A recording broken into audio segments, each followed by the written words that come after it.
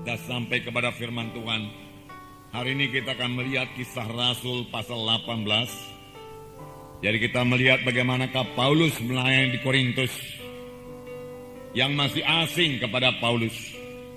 Tapi Paulus tahu bahwasanya Roh Kudus menyertai dia, dan dia maju terus mengabarkan Injil di Korintus walaupun dia telah mendapat banyak tekanan-tekanan di Athena.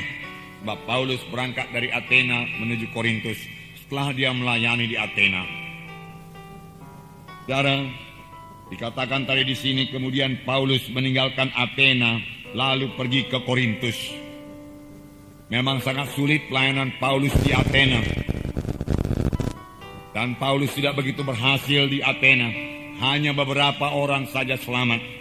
Mereka bahkan mengejek Paulus dan menertawakan Paulus. Oleh sebab itu Paulus mengambil keputusan untuk meninggalkan Athena dan berangkat ke Korintus.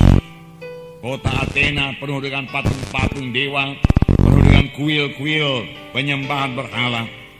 Dan Athena ini juga banyak ahli-ahli falsafah yang sangat bangga dengan filsafat-filsafat mereka. Filsafat yaitu mereka dapat menerangkan sesuatu dengan perkataan yang tepat.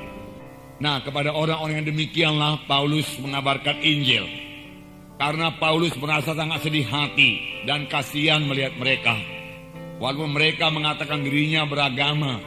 Agama mereka saudaraku ada golongan Stoa, golongan Epikurus, dan lain sebagainya.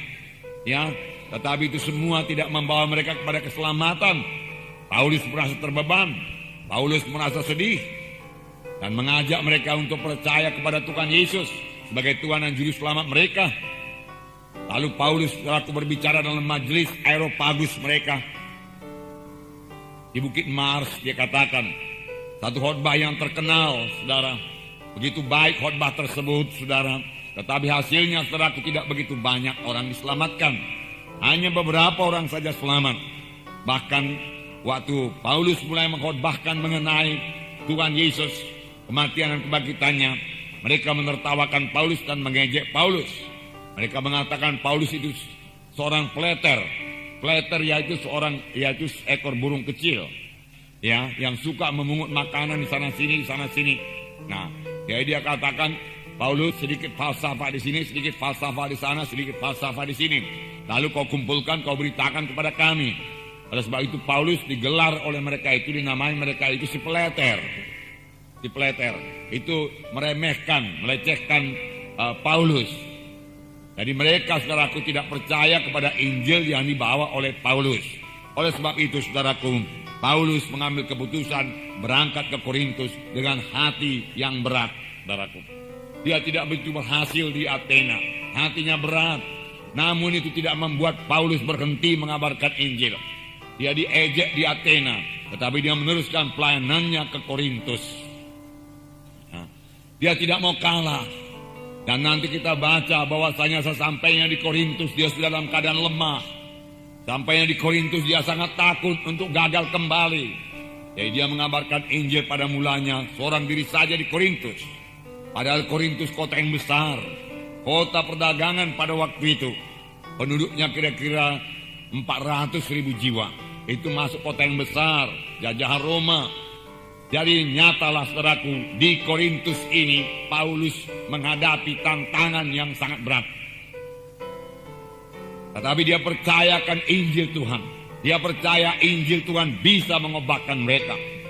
Dan Tuhan yang mengutus Paulus ke Korintus. Oleh sebab itu bagaimanapun jahatnya kota itu, bagaimanapun najisnya kota Korintus itu, bagaimanapun gelapnya kota Korintus itu, Paulus mengabarkan Injil Tuhan dengan bersandar penuh kepada kuasa Tuhan. Nah, apa yang diperbuat oleh Paulus di Korintus? Yang pertama, saudaraku, kita melihat Paulus mengabarkan Tuhan Yesus yang tersalib dan bangkit dari kematian. Itulah berita Paulus. Kemudian hari Paulus menulis surat kepada sidang Korintus yang memang sudah berdiri karena Paulus melayani dengan bersandar kepada kuasa Tuhan. Dia tidak lagi bersandar kepada kekuatannya, kepada hikmatnya, tidak bersandar sepenuh pada kuasa Tuhan. Maka sidang Korintus berdiri dan menerima surat kiriman yang pertama dari Rasul Paulus dalam 1 Korintus pasal 2 ayat 1 sampai 5. 1 Korintus pasal 2 ayat 1 sampai 5. Ini pelajaran kepada kita. Karena kita semua harus melayani. Amin, saudara. Karena kita juga semua harus mengabarkan Injil Tuhan. Dan kelihatannya di Korintus ini Paulus sangat berhasil. Walaupun saudara budayanya lain, tetapi Paulus berhasil mengabarkan Injil di Korintus sehingga sidang Tuhan berdiri di Korintus.